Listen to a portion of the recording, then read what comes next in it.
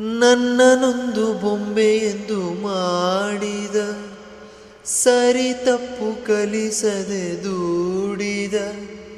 ಸಿರಿಯಾಳು ಮನೆಯಲ್ಲಿ ಮನೆಯಾಳು ನಾನಿಲ್ಲಿ, ನನ್ನ ಹಾಡಿಗೆ ಬೆಲೆ.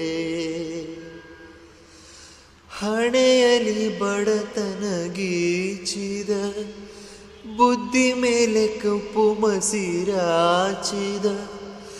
ಎಲೆ ಹಾಕಿ ತೆಗೆಯೋನು ಹಸು ಎಮ್ಮೆ ಮೇಸೋನು, ಸೋಪಾನ ಕೇಸರಿಯೇ.